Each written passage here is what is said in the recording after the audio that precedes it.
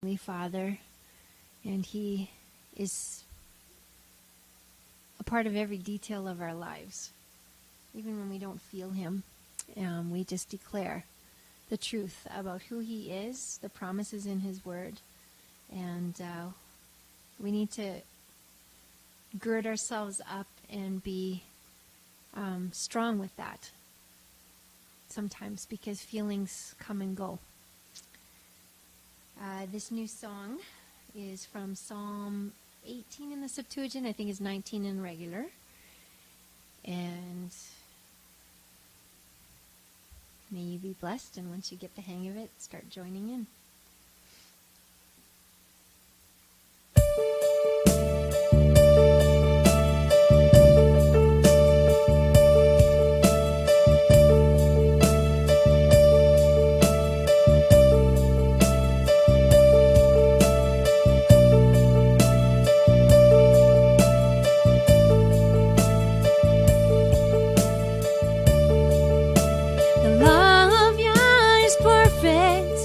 Converting souls. God's testimony is faithful, instructing babes the ordinances of Yah right. The commandment of Yah is bright, rejoicing the heart, enlightening the eyes. The fear of Yah is pure, enduring forever. The judgments of Yah are true, and justified altogether, to be desired more than gold, and much precious stone, sweeter than honey, and the honeycomb. For your servant keeps to them, and in keeping them is great reward. And spare me from attack of strangers, and if they don't gain dominion over me, then I shall be blameless and clear from great sin within. Who shall stand is in transgressions? Purge me from my secret sins, and so shall the sayings of my mouth and the meditation of my heart be pleasing continually before thee. So shall the sayings of my mouth and the meditation of my heart be pleasing continually before thee. O Yahweh, my helper and my redeemer.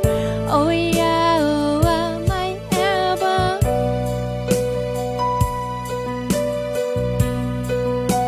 O Yahweh, my helper and my redeemer. O Yahweh, my Abba.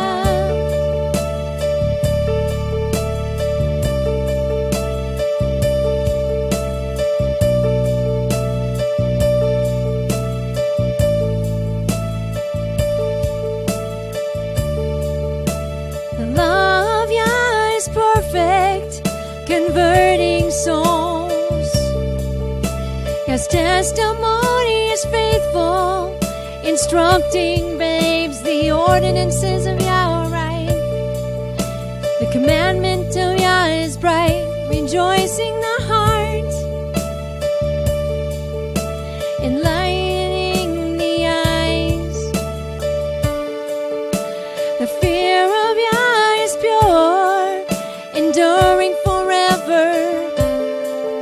The judgments of Yah are true, and justified altogether, to be desired more than gold, and much precious stone, sweeter also than honey,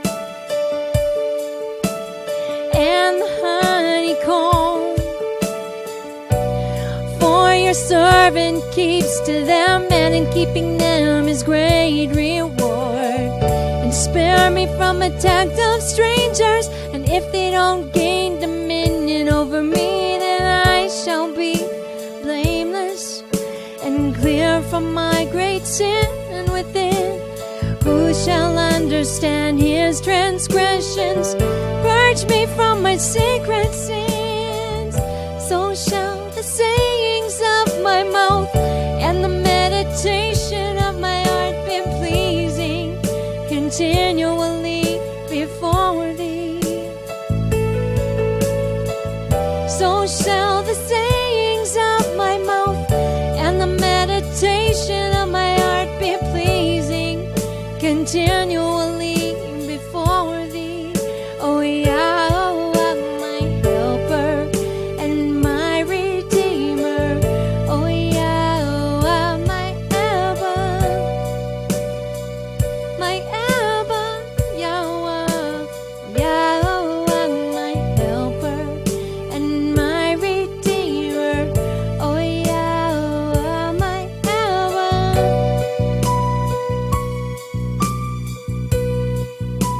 Oh Yahweh, my helper and my redeemer. Oh Yahweh, my Abba. Yahweh, my helper and my redeemer. Oh Yahweh, my Abba.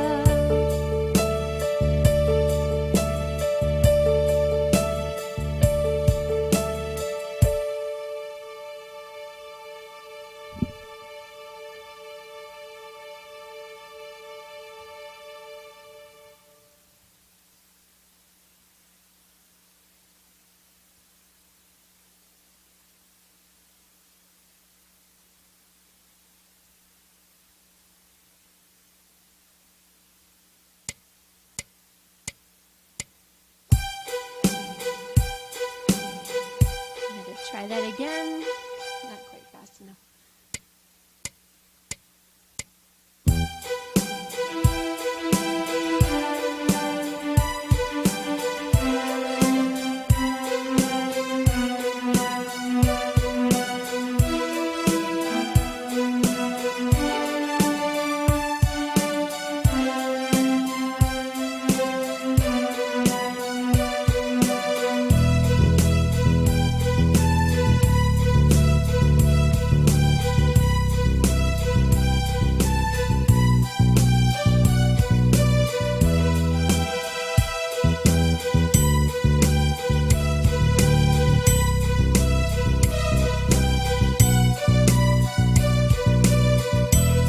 Sing praises to our Yah.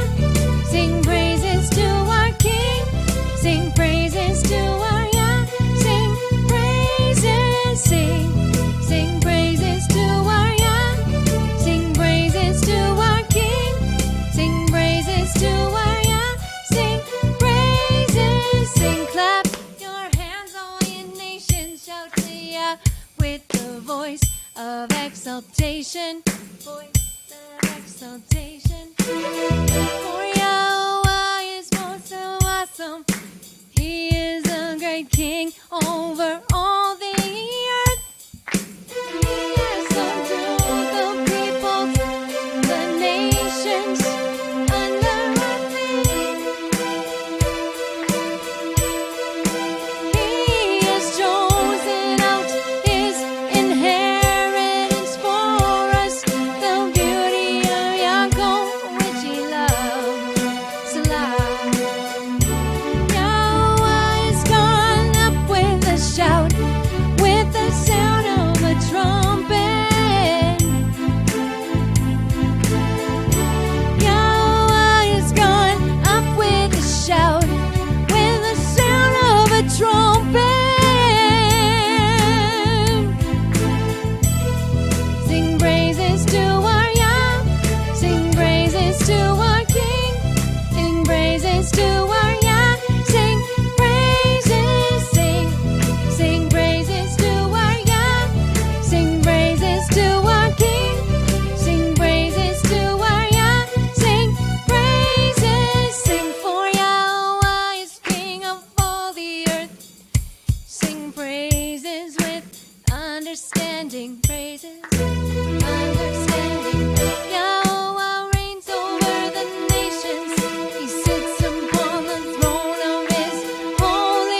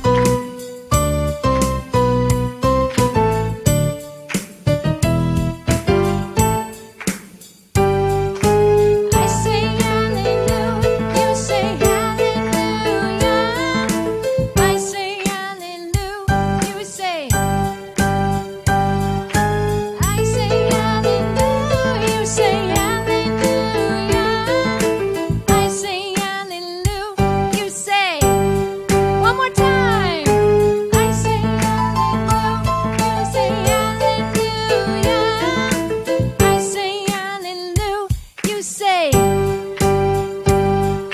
the angel of Yahweh encamps around all those who fear him. Taste and see that Yahweh is good. The angel of Yahweh encamps around all those who fear him. Taste and see that Yahweh is good. Taste and see that Yahweh is good. Yahweh is good, good. Taste and see that Yahweh is Tov, is Tov. Yahweh is Tov, Tov. Taste and see that Yahweh is good. Yahweh is good. Taste and see that Yahweh is Tov. Yahweh is Tov. Blessed are you who trust in him. Blessed are you who trust in him. Blessed are you who trust in him. Blessed are you who trust in him. Blessed are you who trust in him. Blessed are you who trust in him.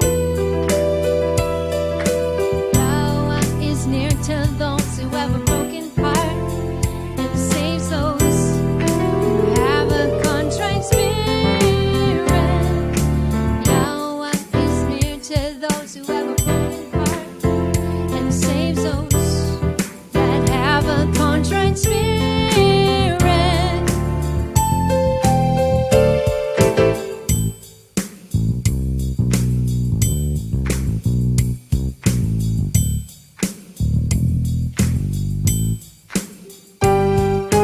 I say hallelujah, you say hallelujah. I say hallelujah, you say. I say hallelujah, you say hallelujah. I say hallelujah, you say.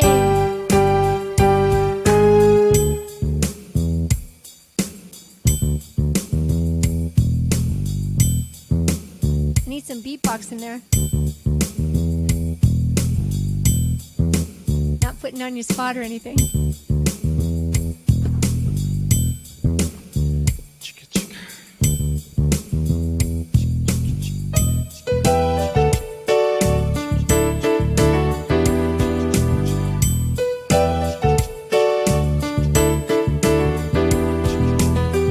In his holy places, hallelujah, praise Yah in the firmament of his power, praise Yah.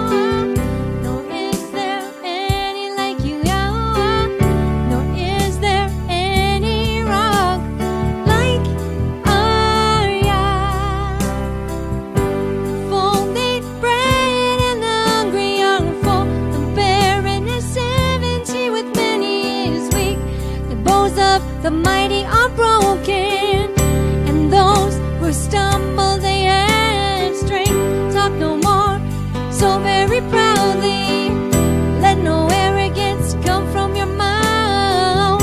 For Yah is the Eloah of knowledge, by him actions are weighed out. My heart rejoices in Yahweh, my heart is exalted in Yahweh. I smile at my enemies because I rejoice in your Yeshua. No one is holy like Yahweh, there is none beside you, Yahweh, nor is there any rock like our Yah. Yahweh kills and makes alive, he brings down to the grave and brings up, he makes poor and he makes rich, Yah brings low and he lifts up, he raises the poor from the dust, he lifts the beggar from the ash heap, to set them among the princes and make them inherit the throne of his glory. My heart rejoices in Yahweh, my horn is exalted in Yahweh.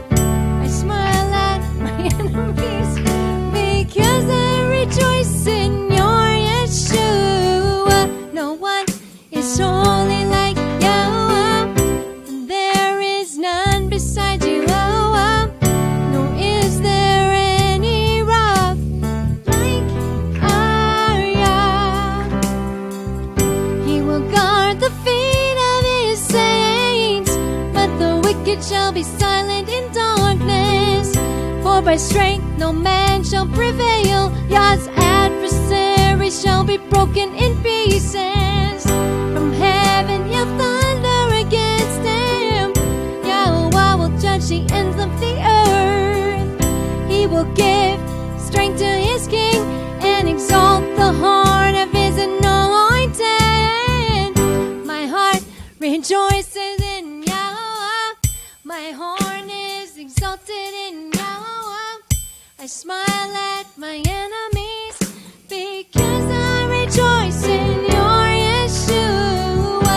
No one is holy like Yahweh, nor there is none beside you, Yahweh, nor is there any rock like our Yah, like our Yah. Hallelujah, hallelujah.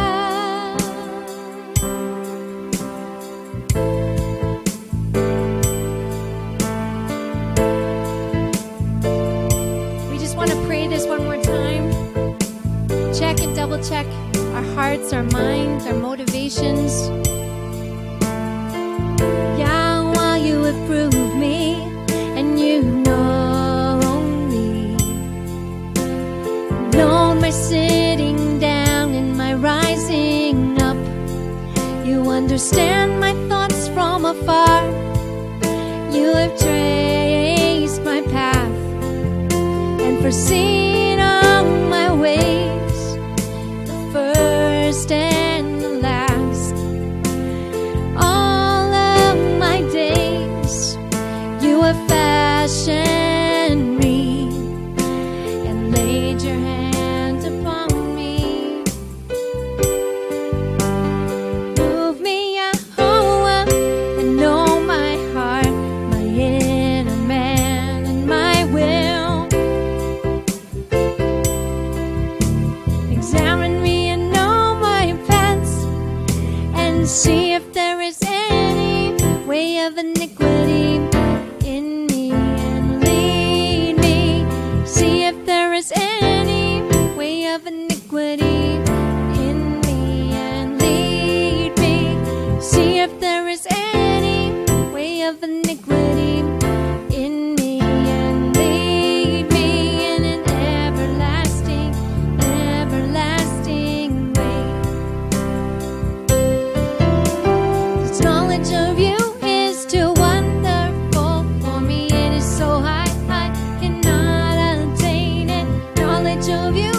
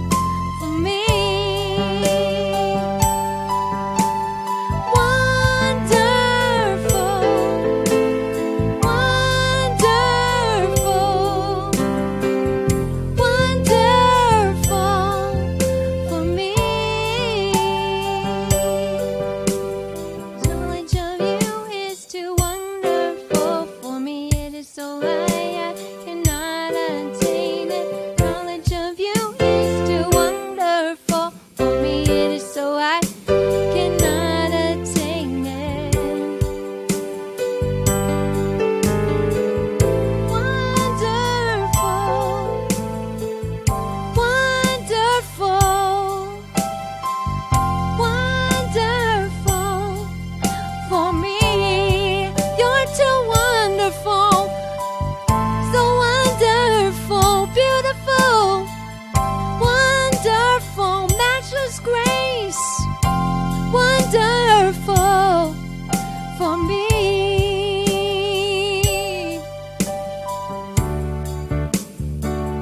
We want to know you and understand your ways, your truth. That's your heart for us. Listen, Yahweh. Listen, Yahweh. Listen, Yahweh. Listen, Yahweh. Sing it one more time. Listen, Yahweh. Listen, Yahweh. Listen, Yahweh. Listen, Yahweh. Let not the wise one glory in his wisdom. Let not the strong one glory in his strength. Nor let the rich one glory in his riches. But let you glory in this. Glory in this. Glory in this. Glory in this. Blessed Yahweh. Blessed Yahweh. Blessed Yahweh. Blessed Yahweh.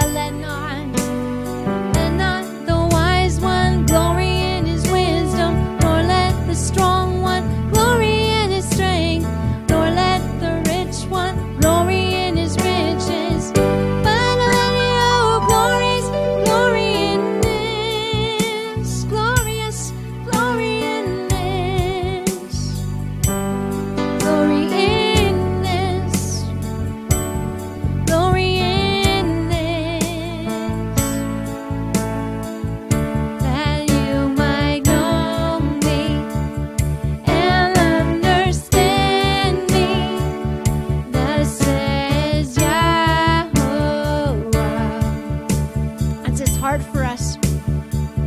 That you might know me and understand me, that I am Yahweh. Cleansing, loving kindness, righteousness and judgment in the earth. For in these things I delight, says Yahweh. Exercising loving kindness, righteousness and judgment in the earth. For in these things I delight, says Yahweh.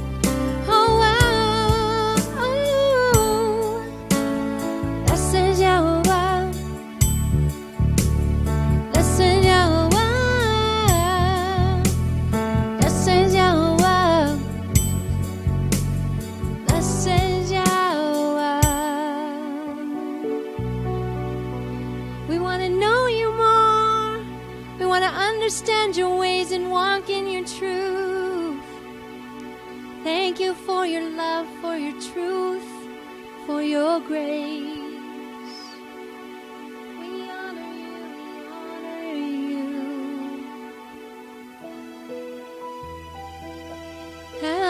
Hallelujah. Hallelujah. Hallelujah.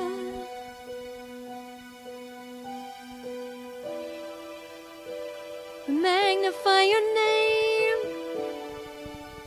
You speak to him in your heart, or you can can audibly even just praise him and just say what you're thankful for. Holy, holy, Kadosh, Kadosh, worthy, worthy, worthy.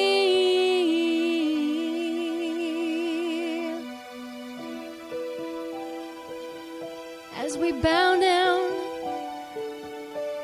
bow down, be lifted high, most high.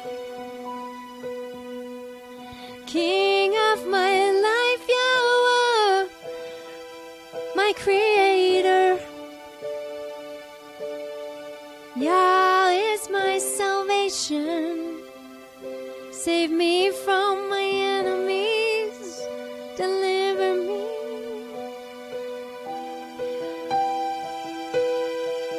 We rest in you. We abide in your truth. We surrender to your path. We need you. We need you. Open our eyes, reveal your truth. Expose the lies, reveal your truth. We love you, Abba. Thank you for keeping us under the shelter of your wing. And continue to just bless us as we dig into your truth. In your name, Yahuwah, we pray. Through Yeshua, through Yahusha. Amen. In everything, give thanks. Even when it's cold, we should continue to lay hold. And I'd like to say good night to everyone. And it's great to see everyone here. And we all made it through another day. And there is a lot to give thanks for. So tonight being Monday the 11th of February 2019, we are still in Genesis Bereshit. And tonight we are in Genesis chapter 19. And this is part A of 3 parts. And tonight is called Punishment on the Horizon. Dun, dun, dun, dun. Dun, dun, dun. Is this the first page? Yes, this is the first page. So, Judgment, our news article, is coming out of the Middle East. Has judgment started? Imagine waking up to an infestation of locusts on your doorstep. What would be the first thing to cross your mind at that moment? Me personally, I may think nothing of it just yet, given the current state of affairs. Others would think differently, and tie the infestation to biblical judgment. The kingdom, Saudi Arabia, has been inundated with many unexplained phenomena in recent times. A few years back, 2015 to be exact, there was a fierce wind that wreaked havoc at Mecca. Also flooding due to excessive rain. A stampede that led to the death of many people making Hajj to Mecca, and recently the city's infestation by locusts. Plague of tens of thousands of locusts descends on Mecca, Islam's sacred city. And this is from the Christian Broadcasting Network News Department, and it was from the 1st of the 17th, 2019. A massive swarm of locusts and cockroaches have descended on Mecca, one of Islam's holiest cities in Saudi Arabia, prompting officials there to deploy specialized sanitation crews to tackle the plague. Gross. We have harnessed all efforts available to speed up the eradication of the insects in the interest of the safety and comfort of guests to God's house, said a statement released by Mecca's municipal authority. The Great Mosque in Mecca is the second largest mosque in the world and draws millions of Muslims each year from around the world. According to various news reports, an estimated 30,000 black grasshoppers and so-called night cockroaches invaded the religious site recently, overwhelming cleanup crews and Muslim pilgrims alike. What should be made of all these events collectively? Could it be considered judgment against the kingdom, or just a series of unfortunate situations, or nothing to see here? Just keep it moving. As the anointed one, in Matthew 26:36, urged his disciples with him at the last moment of his earthly life to watch and pray. Pay attention to everything and keep close to our Elohim.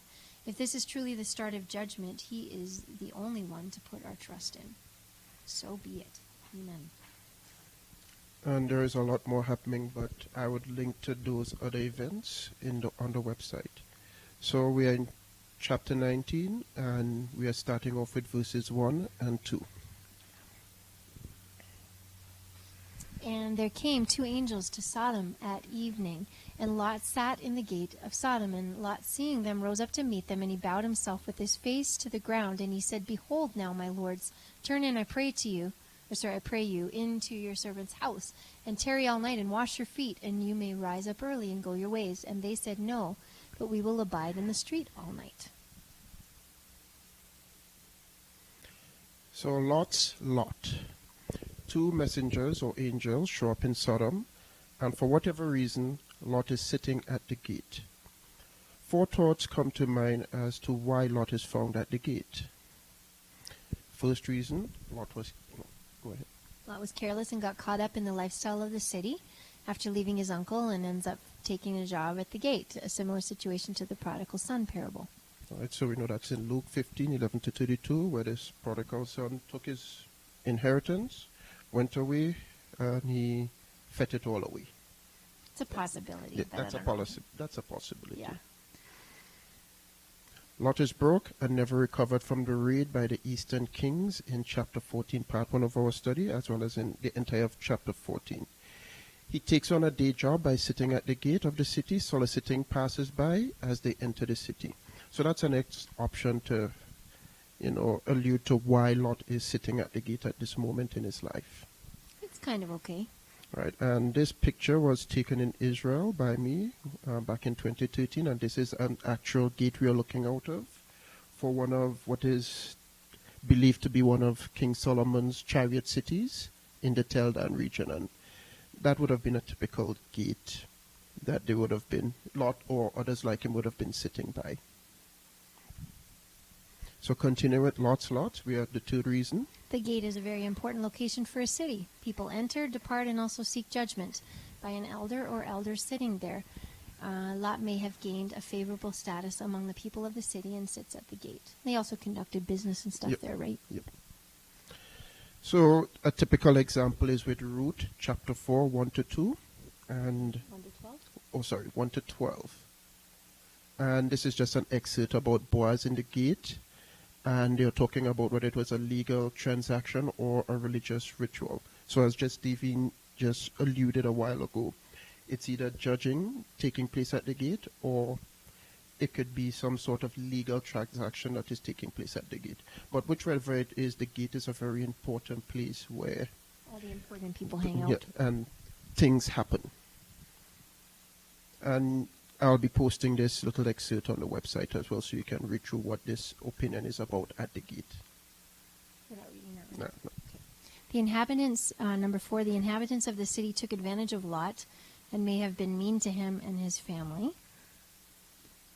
And the last one? The gate is a very important location for a city. People enter. Isn't that the same one you did? No, that was with Ruth. Okay. People enter, depart, and also seek judgment by an elder or elders sitting there. Lot may have gained a favorable status among the people of the city and sits at the gate. All right, so we are just looking at this a little bit more in terms of Samuel chapter 1, 15. 2 Samuel chapter 15, verse 2. Somebody has a... That? Yeah, we could read it. Okay. Who's got a Bible?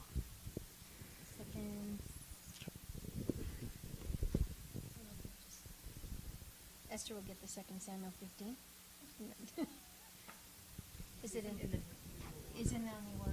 Okay.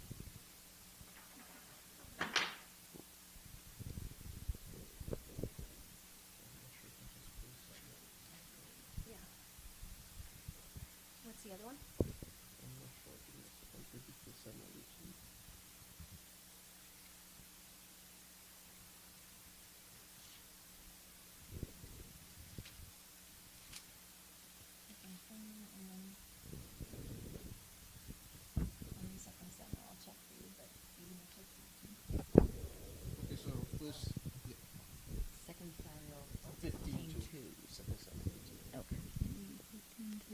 He would get up early and stand by the road leading to the city gate. And if someone had a case that was to come before the king for judgment, Avshalom would call to him and ask, "What city are you from?" And he would answer, "Your servant is from such and such tribe in Israel." Okay.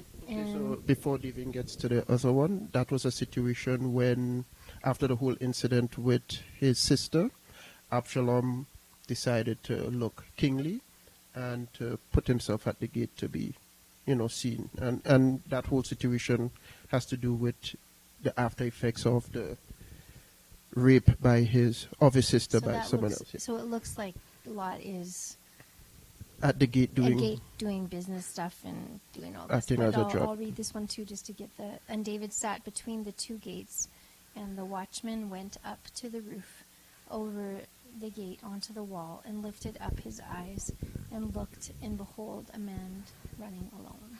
So this is 2 Samuel 18:24, and again, after King David was deposed by his son, he still sat at the gate. He did not move away. He did not change his responsibility. Continued being a judge at the gate, as a king typically does. So you think Lot was an important person of that area? Most likely. Okay, and this is just to show that it's a possibility. So continuing with judgment at the gates were a place of justice. City gates, a place for holding court. One of the most important uses of the gates of an ancient city was for holding court. Stone seats were provided for the judges. Thus Lot sat in the gate as a judge. Genesis 19:1. The city gates of those days would be like our modern courthouse. It was there that Boaz went to redeem the estate of Elimelech and thus receive Ruth to be his wife. The prophet Amos preached to Israel to establish judgment in the gate. The Mosaic law recognized the city gates as the place of justice. Judges and officers shall thou make thee in all your gates, which Yahweh your Elohim gives you throughout your tribes, and they shall judge the people with just judgment. Thus it can be seen that one of the most important places in the ancient city was the gates of that day. Continuing with judgment at the gate, gateway as a meeting place. So the gateway of ancient walled cities and the open spaces near them were popular meeting places for the people. They seemed like large halls that could care for great assemblies of people. Being vaulted, they provided a cool place to meet on a hot day. And then there is the variety of uses of gates. These city gates had many uses. The opening of the gates are described by Proverbs as the chief place of concourse, and that's Proverbs 1:21. The city gate was used as a public gathering place for the giving of an address or proclamation. Concerning King Hezekiah, it was said, quote, "And he sat captains of war over the people and gathered them together to him in the streets of the gate of the city and spake comfortably to them." And that's 2 Chronicles 32:6. David speaks of his persecutors gossiping about him at the city gates.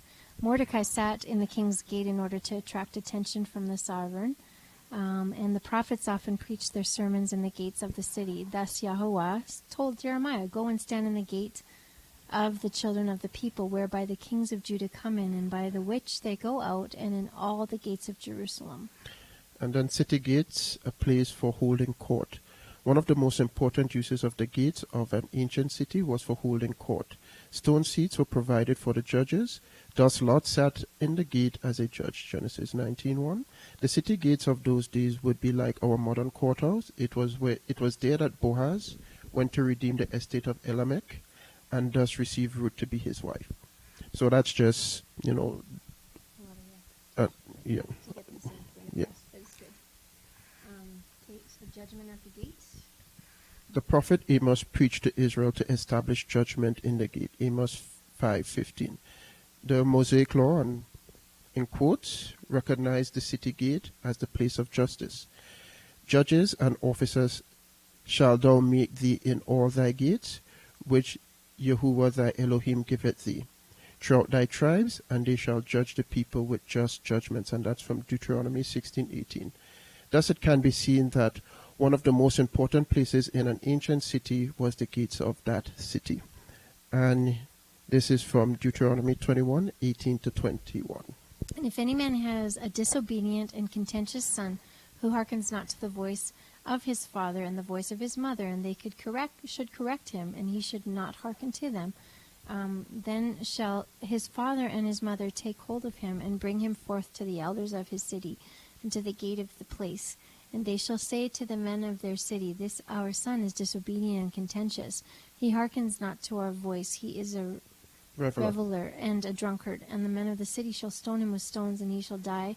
And you shall remove the evil one from yourselves, and the rest shall hear and fear. Now, when we get to Deuteronomy, we'll break this down some more. Some might think it's harsh punishment, but there's a lot more going on to this. And I don't even know if there's no biblical record of this ever happening. So I think even just the thought of this scared all the children to be obedient. Straighten up. Yeah, to straighten up. Okay, so verse 3 and 4. And he constrained them, and he turned aside to him, and they turned aside to him, and they entered into his house, and he made a feast for them, and baked unleavened cakes for them, and they did eat. But before they went to sleep, the men of the city, the Sodomites, compassed the house, both young and old, all the people together. Also, I wanted to note something, too. When those two messengers came, I know we've just got a lot of religious dogma from our past and stuff. We picture maybe they've got angels' wings or whatever, but that would not have been the case. They would have looked like men. So, And to back it up, if you look at Isaiah chapter 6, when Isaiah saw the seraphims, he described what he saw. So this is something that they would have, make a note of. yeah. Okay, is it Pesach or Passover? The first mentioning of unleavened bread, which is matzot, in the scriptures. This is where it happens. The view that Passover may have existed in some unofficial form before the exodus of Israel from Egypt is hinted from this passage of scripture. So I have some commentary from rabbinic sources here. So they call this one the Matzah of Lot, and this was taken from back in 2001. Lot, the nephew of Abraham, is a strange and tragic figure. His uncle was the greatest man of the age, yet Lot was unable to get along with him. We are taught that after Lot's father passed away, Abraham adopted him and took him under his tutelage. The childless Abraham must have had a special place in his heart and home for his orphan nephew, yet Lot was unable to unwilling to work on this relationship. Even after Lot and Abraham parted ways, Abraham remains concerned and leaps into action when Lot gets into trouble and is kidnapped. Interestingly, when Lot is visited in Sodom, we found that he serves the guests actual matzah. And he passed upon them greatly, and they turned to him and entered into his house. And he made them a feast and baked matzot, and they ate. Genesis 19:3. If Lot was serving matzah and Abraham was serving ugot, I can't remember, but it's a special Jewish dish. Okay. Allegedly. Yeah. It must have been Passover. There is only one problem with this theory. It sounds absurd. How can Abraham and Lot be observing Passover long before the Jews, which should be Hebrews there, were enslaved, and certainly before they left Egypt? So this is going into more pontification about this, but it's just to show the common thought about this could have been a Passover. Which it was absolutely not. But the picture of having to cook something quickly, and then I guess the foreshadowing of that he's going to have to leave quickly is kind of a cool way to look at it. Exactly. Yeah. Matzah resolutions, Exodus and Lot. And this is another commentary from the Bar Ilan University. Baking matzah is first mentioned in the Bible in connection with Lot. He prepared a feast for them and baked unleavened bread, matzot, and they ate. Why unleavened bread? A simple explanation given by Radak, and this is another rabbinic sage, which is giving opinion, who says Lot prepared matzah for his guests because unleavened bread can be made quickly. The sages, however, gave a different reason. And again, another rabbinic sage, Rashi commentary on this verse says it was Passover. So, but all I'm just showing here is just the commonly held view, is that this could have been a Passover Lot was having. Clarify commonly held view in regards to rabbinic sources. This is not a commonly held view, Daniel. This for rabbinic, yes, Yes. but not in general. I'm just saying Yeah, rabbinic. just clarification. And here's a theory on Lot's unleavened bread. The time could have been coincided with Lot's kidnapping, and this is just a theory I just put together just for this discussion. Have coincided with Lot's kidnapping by the Eastern kings and being saved by his uncle Abraham.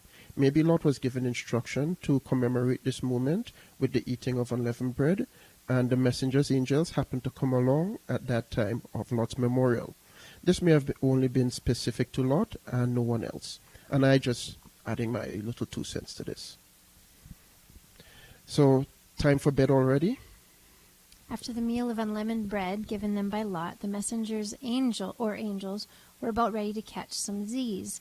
They had a major task on their hand to execute Yahweh Elohim's punishment and needed all the rest they can get. Not. Come on, were they really going to sleep knowing what was about to happen to the city? But there was a disturbance outside the house of Lot. The men of varying ages from the city, who should have been home taking on a leadership role among their respective families, instead showed up at Lot's door, aware he had guests at his house. And I specifically highlight men because it was not everybody involved in this act. It was primarily the men. So, verse 5 to 7. And they called out Lot and said to him, "Where are the men that went into thee this night? Bring them out to us, that we may be with them." And Lot went out to them to the porch, and he shut the door after him and said to them, "By no means, brethren, do not act villainously." At least I got a warning. Bang, bang, bang. Lot, come now. We know they are in there with you. Lot and his guests were disturbed by the commotion made by the men at his door. This section of Genesis 19, along with the rainbow of Genesis 15, and we covered that in part 1 and 2 study, causes angst for many as it relates to the so-called alphabet lifestyle. The men of the city demanded that Lot bring his guests out to them. Strangely, why did the men not also demand that Lot present himself as well? He's a man also. The men of the city stated to Lot that we may know them, or that we may be with them in their cries. So depending on which translation, it's more or less the same thing. They're saying, we want to know these men. And that word to know is yada, which is typically used for when a man and a woman have intimacy with each other on a marital level. And that's what they wanted to do. So this is a little excerpt about the men of Sodom by Ligonier Ministries. The men of the city, the men of Sodom, both young and old, all the people to the last man, surrounded the house, and they called to Lot, "Where are the men who came to you tonight? Bring them out to us that we may know them." Verses 4 and 5. Both Lot and Abraham proved themselves to be good hosts in feeding their angelic visitors, but the similarity between these two meetings ends there. Abraham was able to provide a leisurely supper of bread, curds and milk, and meat, while his nephew served unleavened bread, a staple produced when food is required post-haste. The need for the angels to eat so soon after coming to Lot's home is another omen that all is not well in Sodom. Today's passage confirms this conclusion. Lot's plea for the angels to stay with him is shown to be born out of fear for their safety as the men in the city surround his house and demand to know his guests. To know is sometimes a euphemism for sexual intercourse, and thus we see Sodom's intent is to rape Lot's visitors. The depths of Sodom's corruption is plainly revealed in this vile order. All the people in the city implore Lot to help them satisfy their urges, thereby showing that Abraham's nephew is the last bastion of righteousness in Sodom. Not even the ancient pagan societies surrounding Sodom tolerated homosexual rape. Such violations, for example, carried the death penalty in Assyria. And continuing, the consensus is that the men of Sodom wanted to have sexual intimacy with Lot's guests. Hence the use of the word sodomites to denote any sexual behavior outside of the norm from a biblical perspective. Lot was not having it, and in his wisdom, which also relates to his possible status as a judge, thought he could reason with the men in going to them from the safety of his house, confronting the riot. Lot was hoping to plead with them and appeal to their higher morals. Let us keep in mind that the men of the city are aggressors, which is key to the situation. Their actions were compelling enough to warrant the judgment and punishment. There is a day appointed for judgment. The first intervention with severe punishment was the flood of Noah. The Tower of Babel was an act of mercy of Yahuwah. Sodom and Gomorrah was the second time a people and a nation came under judgment and punishment of Yahuwah Elohim. It was limited in scope and used as a reminder to all of us today. The next time around is going to be severe, and like the flood, this provides a layer and pattern for judgment yet to come. And just speaking a little bit more about the layers and the patterns, I mean, just back in July, I was in Israel and by the Dead Sea, and just the picture of Sodom and Gomorrah, that and the devastation that is left, like even after how many thousands of years, it's still like that, you know. So like just the finality and the realness of that, to be a picture of, like I say, layers, and that's not even the fullness of judgment, like the pattern of the judgment yet to come. And we're going to get into that in part 3, where we're going to just deal with Sodom and Gomorrah by itself, because that's a very big topic. It is a very big topic. So these next 2 studies after today are going to really be compounded on. Okay, so we're in verse 8 and 9. And this is where it gets very tricky. But I have 2 daughters who have not known a man. I will bring them out to you, and do ye use them as it may please you. Only do not injure these men, to avoid which they came under the shelter of my roof.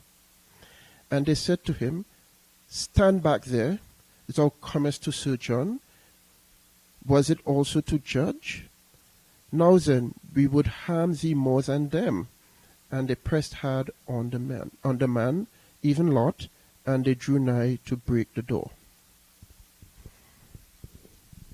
Being a parent is a full-time, lifelong job with no vacation packages to escape it for even a moment. You raise your children with the best of intentions in mind and build a relationship over time that lasts a lifetime. This role would require you to mature through many missteps and mistakes that are made and corrected over time. Though one might try to justify the actions of Lot in this situation, it would be a difficult sell. After all, the assumption is that he is most likely a judge at the gate, which would mean he has a level of reasoning beyond any other man in the role. His daughters would have been trusting of their father, and it would be unthinkable that he would throw them to the uncontrolled mob. What would have been going through his daughters' minds? As was previously discussed, women in some Near Eastern societies back in antiquity did not have elevated status. I wanted to just put something in there. Another little thought with that is with Middle Eastern hospitality, it was very well known that your guests almost were more important than you and your family. Yeah. You know, Because they're under the protection they're of your under roof. so they would protect them over even over their own family. But this still doesn't come across very nice, regardless. Yeah. Woman in Hebrew and ancient Near Eastern law, and this is an excerpt from a Carol Pratt Bradley from Brigham Young University. The place of women in ancient history is a subject of much scholarly interest and debate. This paper approaches the issue by examining the laws of ancient Israel along with other ancient law codes such as the Code of Hammurabi, which we spoke about before briefly, the laws of Umanu, Lipit Itzta, Eshu Nama, Hittite, Middle Assyrian, etc. Because laws reflect the values of the societies which developed them, they can be beneficial in assessing how women functioned and were esteemed within those cultures. So what I just wanted to capture here is to show how women were viewed back in that society, and unfortunately they would sometimes be thrown under the bus first before anybody else. A major consensus among scholars and students of ancient studies is that women in ancient times were second-class, oppressed, and subservient to men. This paper approaches the subject of the status of women anciently by examining the laws involving women in Hebrew law as found in the Old Testament and in other law codes of the ancient Near East. Such topics as marriage and divorce, vows, widowhood, dowries, inheritance rights, and laws of sexual purity, including incest incest, rape, and adultery are all examined. And mind you, when you read through the Torah, you would see where Hebrew women of Israel, were very protected. So it's not like the other societies where the women were thrown to the wolves. Yeah. With the woman, they were protected in the Hebrew culture. Further, Go ahead. how could you? Further, his daughters never had any type of sexual interactions with men, and no telling what trauma this would have caused. Then again, though Lot was trying to protect the men under his authority, being guests in his house, throwing his daughters to the sexually perverted men of the city was not a wise decision. But these lawless men were not up to having Lot's lecture or reason with them by reminding him that he is nothing more than an outsider in their midst. Lot was of the Semitic line, and the men of the city were of the Hamitic line. You mean Shemitic? Yeah, sorry, right? Shemitic, yes, Yeah. and Hamitic line. The men of the city were very persistent and determined to fulfill their desires. This is not an isolated situation. In the scriptures, the children of Benjamin were engrossed in a similar situation. Are we going to read that? You have it? Well, you took it from me. So I'm just going to read. We won't read all of it, but it's just to get an idea of a similar situation happening. And this is from Judges chapter 19. Where do you want to read from, Daniel? Okay, you could start from verse 1 to 3 at the top, Okay. and we'll skip through quickly. Yeah. And there was a Levite sojourning in the sides of Mount Ephraim, and he took to himself a concubine from Bethlehem, Judah. And his concubine departed from him and went away from him to the house of her father to Bethlehem, Judah, and she was there for 4 months. He was not treating her well, so she left. Mm-hmm. And that's Hebrew law. Yeah. And her husband rose up and went after her to speak kindly to her, to recover her to himself, and he had his young man with him and a pair of asses, and she brought him into the house of her father, and the father of the damsel saw him and was well pleased to meet him. So this is from verse 1 to 3, but speeding up. Yeah. Can we maybe generalize it? Like just kinda What sum ended up up the story? happening, someone took the Levite and his wife into their home, and the men of Benjamin came because they wanted to know the man. And the Levite did not show any compassion towards his wife. He threw her to the wolves, and they had their way with her. And this ended up causing a very disturbing situation with this man and his wife. She ended up dying.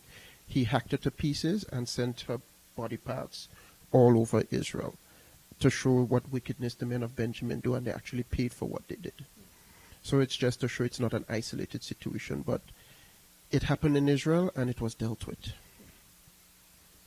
So verses 10 and 11. And the men stretched forth their hands and drew Lot into the house, and shut the door of the house. And they smote the men that were at the door of the house with blindness, both small and great, and they were wearied with seeking the door.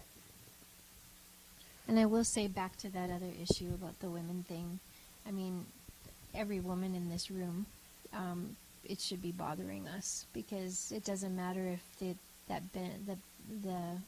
Benjaminites were dealt with and or Sodom was dealt with. The fact that the man that was in the house was willing to put his daughter or his wife out in harm's way like that is horrific in a woman's mind, and that's not okay. So I don't know where the disconnect is with the Hebrew law and then them doing something like that, because that's not according to Hebrew law, and I think we need to clarify that. That's totally against God's standard, what they even pitched to do. And as I said, the men paid for it. No, but not the man. I'm talking about Lot. Oh. I'm talking about the guy, the husband. Yeah. Well, it's a complicated situation. It's basically a person in the flesh and being weak in that moment and taking it into his own hands and how to deal with something instead of allowing God to deal with it, right? So one of the most disturbing aspects of Scripture is that event in Judges. yeah. Just needed to say that. Lot's guests were not there for the shenanigans. They just about had it with the men of the city, seeing Lot trying to reason with them and the probable violations of his daughters. After all, their mission was not only to measure out punishment, but to also verify that the cries that came up to Yahweh Elohim, and to seek to withhold punishment for the righteous among them. So, in other words, what I'm trying to say here is they are there to mete out punishment, but to also verify that if there are at least some righteous people within the city. After Lot was abruptly interrupted with his diplomacy, the messenger struck. The men at the exterior of Lot's house were stricken with blindness, which is called sanveer. A blindness that was physical in nature, but also spiritual as per their behavior prior to their actions. So they were also spiritually blind to want to do this kind of stuff to men, choosing to do something that is unnatural. These men had no regard for the persons or themselves, as their persons were filled with wicked intentions and having no regard for moral conduct. This can be equated to our current generation as the malconduct of people is being justified with alternative lifestyle choices. And then a warning from Isaiah, and this comes from Isaiah 5:20-24. Woe to them that call evil good and good evil, who make darkness light and light darkness, who make bitter sweet and sweet bitter. Woe to them that are wise in their own conceit, and knowing in their own sight. Woe to the strong ones of you that drink wine, and the mighty ones that mingle strong drink, who justify the ungodly for rewards, and take away the righteousness of the righteous. Therefore, as stubble shall be burnt by a coal of fire, and shall be consumed by a violent flame, their root shall be as chaff, and their flower shall go up as dust. For they rejected the law of Yahuwah of hosts, and insulted the word of the Holy One of Israel. And we see a lot of that is happening today. So verse 12-14. And the men said to Lot, Have you there sons-in-laws or sons or daughters, or if you have any other friend in the city, bring them out of this place, for we are going to destroy this place, for their cry has been raised up before Yahuwah, and Yahuwah has sent us to destroy it. And Lot went out and spoke to his sons-in-law, who had married his daughters, and said, Rise up and depart out of this place, for Yahuwah is about to destroy the city. But he seemed to be speaking absurdly before his sons-in-law. What absurdity, Pappy? Apparently Lot may have only had daughters, and more outside of his home, as evidenced by him visiting his sons-in-laws. He is instructed to seek out any soul connected to him to be saved from the coming punishment. Lot had the authority in the given situation to reach out to both family and acquaintances before the hammer or the gavel dropped. He was ignored by his sons-in-laws as they perceived him to be an alarmist. After all, they would have thought that their Elohim, and lowercase g, their God, is the all-powerful Elohim, and there was nothing to worry about. How many times has this warning of punishment like this read about in the scriptures? How many times have the words of the prophets been ignored? A lot. Verse 15 and 16. But when it was morning, the angels hastened Lot, saying, Arise and take your wife and your 2 daughters whom you have, and go forth, lest you also be destroyed with the iniquities of the city. And they were troubled, and the angels laid hold on his hand, and the hand of his wife, and the hands of his 2 daughters, in that Yahuwah spared him. Mercy. The time drew nigh for the punishment to be administered to the inhabitants of the city of the plain. The night before saw the degenerates of the main city, Sodom, being struck with the punishment of blindness. Now it was time for the full sentence to be carried out. The messengers urged Lot, his wife, and the daughters still under his authority to get moving to avoid getting caught up in the iniquity of the city. Mind you, their punishment is for both sins, which is mentioned in chapter 18, and their iniquitous acts. It seemed that Lot and his immediate household were reluctant to make post-haste out of Sodom. Like many of us, Lot may have gotten used to the immorality and had become indifferent to it. Also, he may not have been keen on being uprooted and starting over and possibly lollygagging with the hope that the messengers would have changed their minds and spared the city. This was not the case, as they forcibly took him and his family out before they inflicted the punishment. Yahweh Elohim had Kemla, Yep, come on. mercy or pity towards Lot because of the sake of his uncle Abraham, and hence all his immediate household was removed. I would love for I hope I have that. What? His mercy towards me. Yes. And it came to pass when they brought them out, and this is from verse 17, that they said, Save thine own life by all means. Look not around to that which is behind, nor stay in all the country round about. Escape to the mountain, lest perhaps you be overtaken together with them. Salvation. Was it right for the messengers to forcibly remove Lot, his wife and daughters, from the doomed city? These men meant business, as the city's inhabitants had no desire to be reformed, like Nineveh many generations later was like. So Jonah, chapter 3, 1-10. And this is about Nineveh. And the word of Yahuwah came to Jonah the second time, saying, Rise, go to Nineveh, the great city, and preach in it according to the former preaching which I spoke to thee of. And Jonah arose and went to Nineveh, and Yahuwah had spoken, as Yahuwah had spoken. Now Nineveh was an exceeding great city, of about 3 days' journey, and Jonah began to enter into the city about a day's journey. And he proclaimed and said, Yet 3 days, and Nineveh shall be overthrown. And the men of Nineveh believed Elohim, and proclaimed a fast, and put on sackcloth, from the greatest of them to the least of them. And the word reached the king of Nineveh, and he arose from off his throne, and took off his raiment from him, and put on sackcloth, and sat on ashes. And proclamation was made, and it was commanded in Nineveh by the king and by his great men, saying, Let not men, or cattle, or oxen, or sheep taste anything, nor feed, nor drink water. So men and cattle were clothed with sackcloth, and cried earnestly to Elohim, and they turned every one from their evil way, and from the iniquity that was in their hands, saying, Who knows if Elohim will repent, and turn from his fierce anger? As so we shall not perish. And Elohim saw their works, and they turned from their evil ways, and Elohim repented of the evil which he had said he would do to them, and he did it not. So this is a perfect example of a city under judgment to be punished, and because they hearkened to the word of the prophet and repented, the city was spared. And this could still happen if our leaders, all the way down to the least, would humble themselves in the same way like this king. So continue with salvation. Lot and his family were given a final admonition to not look back, get out of the plains, and head to the mountains for safety. Otherwise, they'd face the consequence that is about to happen in the cities of the plain.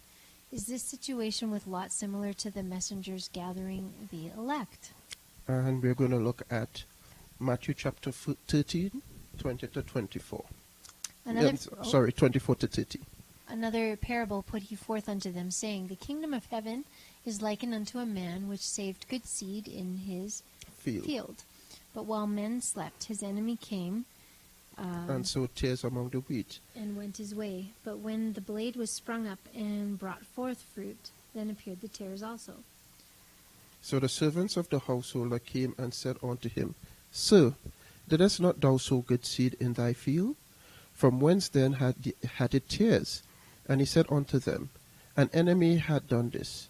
The servant said unto him, Wilt thou then that we go and gather them up? But he said, Nay, lest while ye gather up the tares, ye root up the wheat which with them. Let both grow together until the harvest. And in the time of the harvest I will say to the reapers, Gather ye together first the tares, and bind them in bundles to burn them, but gather the wheat into my barn. So this is just an example to show a comparison back with Lot in the future with the separation of those who are marked to be saved versus those who are marked to be condemned. And again, saved, salvation, the definition, the context of that word is in the Old Testament. It's not the New Testament looking at. So salvation really is a deliverance from wrath, from enemies, from and taken into a destruction. place of safety. Right. That's the context. Matthew 13, 47 to 50. Again, the kingdom of heaven is like unto a net that was cast into the sea and gathered of every kind, which, when it was full, they drew to shore and sat down and gathered the good into vessels, but cast the bad away. So shall it be at the end of the world. The angels shall come forth and sever the wicked from among the just, and shall cast them into the furnace of fire. There shall be wailing and gnashing of teeth. Now going back to Sodom and Gomorrah, as we know, it was destroyed with fire. And again, we see here this pattern where it's talking about the angels are doing the gathering, and that, well, the furnace of fire would be that punishment that is meted out. And then lastly, Matthew chapter 24, 29 to 31. Immediately after the tribulation of those days shall the sun be darkened, and the moon shall not give her light. And you can reference Joel chapter 2, verse 31 for that event. And the stars shall fall from heaven, and the powers of the heavens shall be shaken. And then shall appear the sign. And that sign, we believe it's to be found in Malachi chapter 4, verse 2, if you're reading from the Septuagint and others like it, or from the Masoretic as well. But in the GPS, it's only 3 chapters of Malachi. They fuse 3 and 4 together. And the only other source for that sign is found in the Wisdom of Solomon, chapter 5, verse 6. Mm-hmm. And that's of the Son of Man in heaven. And then shall all the tribes of the earth mourn, and they shall see the Son of Man coming in the clouds of heaven. And the reference for that is Daniel chapter 7, 13, 14. With power and great glory. And he shall send his angels with a great sound of a trumpet, and they shall gather together his elect from the 4 winds, from one end of heaven to the other. So again, same way with Lot and the angels taking him out of that situation. We believe it's going to be the same situation in the future. Yeah. The angels are going to take his own out and leave everybody else to be judged accordingly. So like a gathering. Yeah. Yeah. So for the moment, at least to this point, Lot's family is taken out of a bad situation and given the opportunity to start over again. As with Nineveh, Yahweh Elohim shows mercy. And again, Jonah chapter 4, verse 2. And he prayed to Yahuwah and said, O Yahuwah, were not these my words when I was yet in my land? Therefore I made haste to flee to Tarsus, because I knew that you are merciful and compassionate, long-suffering and abundant in kindness, and repentest of evil. Our Elohim gives people chances. It's up to you to take it if you want it. Yeah. And that's the end of this session of the Bible study. Any questions? Comments? One thing that just caught my attention was it said that when Lot and his daughters were leaving that they were going up to the mountain. I was just curious if you knew what mountain that What would mountain that would have been. If there That's was why. any significance to the mountain? And that's why I kind of sort of single that out, what mountain it could have been, because we know the mountains of Mount Zion is one possible place. Then we have Mount Horeb, which may not have been too far from that location. Just south of Sodom is Mount Horeb. So it could have been any one of those mountains because it was a very hilly region that they were surrounded by. But it's a possibility. Yeah, the other thing I thought was interesting was that the cows were also clothed in sackcloth. Everybody from the chief all the way down to the cow that eats grass was clothed in sackcloth. And then the other thing that caught my attention was the part about, once again, like last time was the 2 witnesses part coming to Sodom and Gomorrah, right? And then the last days, we know there's a lot to be said about the 2 witnesses and stuff, so. Yeah. Yes, Yeah. always in twos. And I heard a teaching the other day that said the 2 witnesses could be Israel and Judah. Just a possibility. Again, just a teaching. I just put it to the back of my mind and say, oh, it's a possibility. For some of those things, Any more comments, questions? Our Father, our King, we're thankful for your mercy towards us each and every day. From sunrise to sunset, from our outgoing to our incoming, you are just more than merciful. We are thankful for everything. And even when the challenges of life come our way, we look to you to get through each day. And we are thankful that you are always there to help us no matter what. And as we are about to depart, we ask that you continue looking over us, speaking with us in those still moments, and guiding us every step of the way. Help us not to get caught up in the circumstances of this life, but to always keep our eyes on you.